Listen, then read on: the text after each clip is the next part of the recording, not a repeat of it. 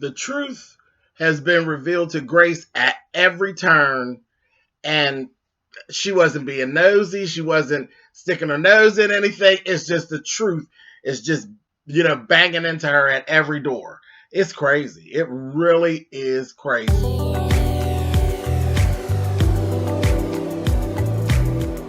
And I'm like, come on through, Cookie.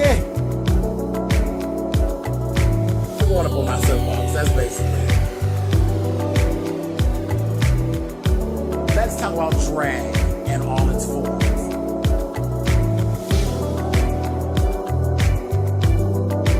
What, Cookie?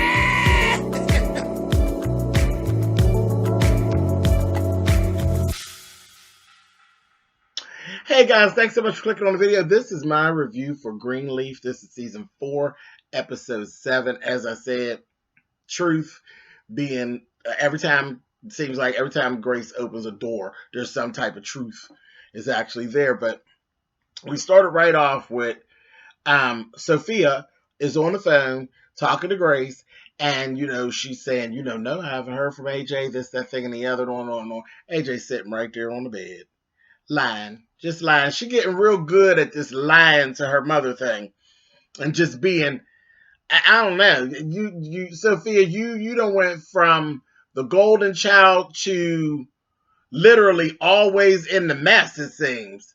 Poor thing. And she be trying to do the right thing. She really does. She be trying to do the right thing, but just always caught up in some mess, Who knows? Anyway, wait, I laughed at this so hard. Carissa sitting on the couch, that same couch she's begging for, and then talk that mess to May. And next thing you know, here come Marisol. Marisol come rolling in the room, baby, with this old Polaroid. I said, is that a Polaroid Instamatic, Marisol? Baby, she taking pictures. She said, Lady May wanted me to take a picture of everything in this suite, this, that, and the other. We're taking inventory. And I said, you better not steal nothing, bitch. That Lady May too much. I got so tickled when I seen the Polaroid, baby. I said, "Is that a Polaroid Instamatic?" Shake the ball. I'm really dating myself here. Anyway, then I laughed at that. I said, "Oh, May." Carissa was rolling her eyes, baby. I said, "Shut up with your nasty little self, Carissa." Anyway, then Jacob and Charity.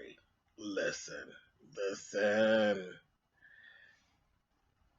I was at first they kept having this little banter back and forth because Jacob, it was killing him not to tell Charity that he saw what he saw, and I kept saying, how long is it going to be before he ends up spilling this? Well, it didn't take long, and the two of them have this back and forth, and she said, I love Phil. And why can't you just let me have what I want for once? He's straight. Yeah, he's straight and full of mess. Straight and full of mess. I said, girl, go sit down. Go sit down, Charity. You always doing something. This is ridiculous. But anyway, this whole scene between Jacob and Charity, the acting was a little questionable. Usually I don't usually have too many complaints, but the acting was a bit questionable on both of their parts with this scene. I was like, I think they could have did a better job with that little scene, but it was what it was. Anyway, later on, Phil and Jacob went to see him, and he basically had that little brother banter back and forth with, you better not be using my sister, and you better not hurt her. And when they had actually talked, with him and Charity talked, he actually put everything out there. He gave her all the truths, and she just didn't choose to take any of them. Because he sure said, is he using you? Are you spying? And she, no. I said, oh, y'all is the lyingest Christians I ever seen in my life, honey. I said, go on, honey. Telling your lies, honey. I said, a mess. Anyway, a little bit after that, Phil and Charity had a conversation. And she was telling him, we got to stop this. This, that, and the other. Jacob knows about what's going on between you and I and all of that. Honey, he got up in her face and schmoozed her and rubbed on her neck, honey, and he told her that lie about, well, let's give it 24 hours. And then if you don't want to go forward with the stuff about Grace, then we could destroy the recording together. And if you believe that, he'll tell you another. Just ridiculous. And she all like, I said, I just be wanting to smack her in the back of her head. She's so gullible. Oh my God. So gullible. Anyway, moving on. Zora and that Nikki, I think it's her name, Nikki. That girl's trouble. She's trouble. She already got Zora doing drugs. Well, Zora got herself doing drugs, but she just brings in a bad element. But she's doing that. Then she tries to make Zora feel bad about reading the Bible and stuff. I said, girl, she going to turn you all the way around and turn you all the way out. Well, we already know she's trying to usher you into lesbianism. She got you smoking drugs and carrying on. And she's just bad news. She's bad news, and Zora is just too open to everything. She's a follower. She's a follower. So she ended up even having a conversation with the bishop a little bit after that, and he was telling her, anybody trying to turn you away from what you know is right, girl, get out of here with that mess. Anyway, there was a little conversation that the two of them had, her and Nikki, about Dante. And she's all about money. She ain't nothing but she's trying to get what she can get. And Zora was halfway listening, halfway not. And shortly thereafter, she ended up coming back to Zora and saying, you remember I was having that conversation with you about Dante and all that? Well, he done put me out. And now Zora told her, well, come on, girl, you can stay here.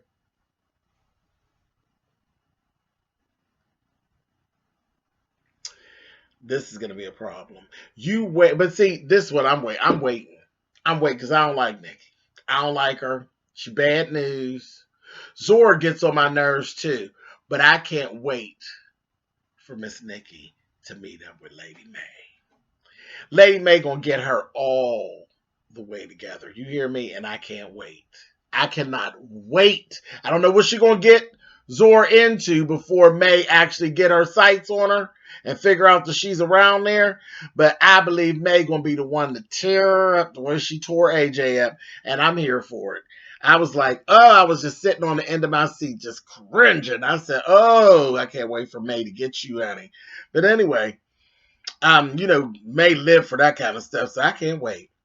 Anyhow, like I was saying about earlier in this review about Grace and the doors that she's opening. All throughout this whole program, we were seeing Grace just kept running into stuff. And I was like, oh my gosh. She's getting closer and closer to running into this information about this land and who has bought it. And she wasn't even really trying. It was just, they say he will reveal some things to you. And I was like, y'all gonna be sorry, honey. Y'all gonna be sorry because Grace gonna get y'all, honey. But she was rolling through. And she just kept getting closer and closer to it. Like, what in the world? I said,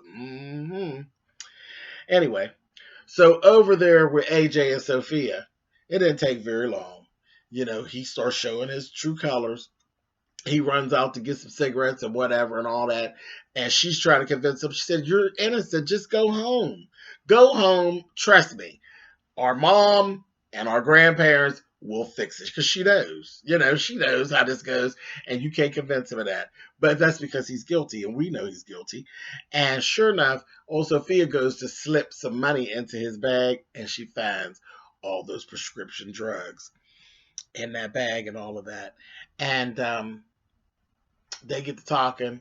And he basically gives her this whole cryptic little thing, basically sounding like, like he's going to commit suicide or something. Like he would commit suicide rather than to go back to jail or whatever. You know what, AJ? Ain't nobody got time for you. Like, I'm sorry. I don't know. Maybe I should be softer toward the character, but I'm not. He is an issue. He's an issue. And I got a real problem with people who use suicide as a means to control other people. See, I got a problem with that. I got a real problem with that. If you have suicidal tendencies, by all means, let's get you the help that you need, but you're not going to use it to victimize me, because that wouldn't go well for you at all. You would really get to see a side of me that you didn't like, because I'll be giving you very much a razor blade. Don't come playing with me. Don't come playing with me at all. And that's how I felt. And I got real pissed off. I was like, good thing you talking to Zora, because you wouldn't have liked what I had to say. Anyway, moving on. Carissa. You know, Miss Carissa's still running around there having all her little I was going to say Rendez Vause being funny. But I ain't even going to go there with y'all. Having her rendezvous with Fernando. She's still doing her thing, honey, and screwing him in his office and all of this. And sure enough, she screwed him in the office and then ended up running into Grace when she was leaving. I said, oh, I said, girl, Grace, I'm telling you, every time Grace opened the door, she's running into something she ain't had no business. I said, girl, she done ran right into you, and you walking on down the hall, and your box is still whistling, honey, and you ran right into your sister-in-law, you filthy tramp, honey. And she's still, Grace, don't be asking me about where I'm at, and this, that, and the other, and she's still, and I can sell my land to whoever I want to sell it to. Who do you think you are? I said, so that made her kind of like, what? And she still, Grace was like, didn't know what the heck was going on. Then Gigi's ended up having a conversation with Fernando, and everything started kind of making sense. He kept saying he don't have no information. She's saying, well, why would you buy the land? Like, you're owning all the, like, buying up the land around the property. It's like the parking lot or whatever. It doesn't even make sense. And he's like, I don't have any info on it. I don't have any info on it. Didn't go tell her, but we'll be talking soon. All this cryptic mess. I was like, yeah, okay. So then she finally got to who she needed to get to, who is the same person that she always gets to when she needs to get to him. And he brings all the shit full circle, which is her brother, Aaron. She got to talking to Aaron, baby. Aaron got to doing what Aaron does. And in no time flat, lickety split, he was like, oh, no. He figured it out. Hope and harmony. All of this is hope and harmony, baby. That Grace was hot as fish grease. And she was like, and everything started making sense. I said, he just lays it all out. And I said, see, Aaron was put into Grace's life for a reason. Because Aaron is always the bridge to the confusion. Did y'all notice that? Whenever there's a bunch of Greenleaf confusion, for some reason, Aaron tends to be the bridge that clears things up for Grace. I love it. You know, I love the whole relationship between Aaron and Grace because they both, I just love it. Anyway, moving on. So May, May was getting all this information during the program about that scholarship little thing that she does, that whole little program, and they want her name removed. So she ended up getting herself down there, and she met up with Darlene and her daughter, Vida. And they really didn't want to talk, and all of that, but they, she got them to talk. And May actually, I was surprised that she did this, but she opened up and she basically told them her story about how she had been molested by her father. So she's saying, I understand. She says, I really did not know what was happening with you with my brother. And in turn, this is what happened to me. My father did the same thing to me. And, Vida and Darlene, their whole thing just came down and they were like, okay, wait a minute. This is just another woman who is actually in the same type of hurt. It made them look at her differently. She wasn't being looked at as a villain anymore. She was being looked at as a victim, another woman who's been victimized, and it totally softened the blow, and it changed everything, and they literally convinced her, because, May went to closing back up, you know what I mean, and they convinced her to go to the meeting with them. And we didn't really get exactly what happened at that meeting, but just the whole situation, I think, was very freeing for May. And May was kind of like walking in a daze for the rest of the program. All throughout the program, the three, Gigi, Jacob, and Charity were supposed to be getting a song together to sing. Bishop asked him to sing a song because he was going to re-propose to May. And all of that ended up being a mess because the three of them ended up having an all-out war, honey, because all the information and them fall out on the table. And they were having it out, and Bishop walked up on them, and they shut it down before he could figure out exactly what they were talking about. But he was like pissed with them. Like, y'all are supposed to be doing one thing. I asked y'all to do one thing, and y'all can't do that. Y'all in here arguing. Because May had walked in the midst of him yelling at them. And she was like, I don't know what it is, but I don't even care. Today, just not today. And she walked off. Bishop was pissed. So he got to go figure out what's going on with May. He goes on in there. The three of them is just looking at each other like, oh, shit, you know. They go on in there. Bishop goes into the cupboard because she was sitting on the floor in the cupboard in her closet. And he went in there and they talked. And it was so romantic. The whole thing, you know, she didn't go into all of it, but she went into some of what had happened. And she said, I knew you were planning to ask me something. And he said, yeah. And he said, but I know now is not the time. She says, no, now is the perfect time for the answer. And the answer is yes. I said, oh, come on. He said, so you knew. She said, just call it woman's intuition. No, call it Nebby ass listening through the door. So she accepted the proposal, and he was so excited. He was so excited. He was so happy. And so they ended up in this embrace, sitting on the floor in the closet. It was, you know what happened, child. Was a tearjerker. Shut up, y'all. Anyway, but they were sitting on the floor. I loved it. They were sitting on the floor in the closet, and it was beautiful to me. So they're getting married, and I'm happy. I'm happy. They're back together. Child, I knew they was gonna get back together when she let him back up in that bed, baby. I said, "Come on, Bishop, he the one there." Anyway. So right after that. After it all got found out, baby, Charity goes and she just snuck on off. She done flew on down there to Phil's office, baby, and was asking him. She says, well, wait a minute. What is all this about hope and harmony, or harmony and hope bad, all the land around the church and all this? What is going on, Phil? I thought you were Bob Whitfield. I thought you were his right man. He gonna say, I thought I was too. I said, oh, boom, boom, boom, honey. So both of them in the dark. I said, and I just fell on out laughing. Then the very last thing, Sophia is looking at, Grace is looking at, and here comes Sophia in the door. She's like, what are you doing here? And she told her, I wanted to be here with you when I give you what it is that I have for you. And she's like, what are you talking about? And then she told her, she's like, AJ, he's guilty, Mom. And baby, that Grace's face, I said, oh, Grace. Every door that opened brought her something that she needed to know. Some things that maybe she didn't want to know, but things that she needed to know. It was good. This was a good one. Good.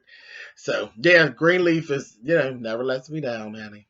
Never lets me down. Except for that one little acting scene between Jacob and Charity. I don't know what that was about. It was so out of place. But anyway, can't wait for next week. I'll see you guys there. Later.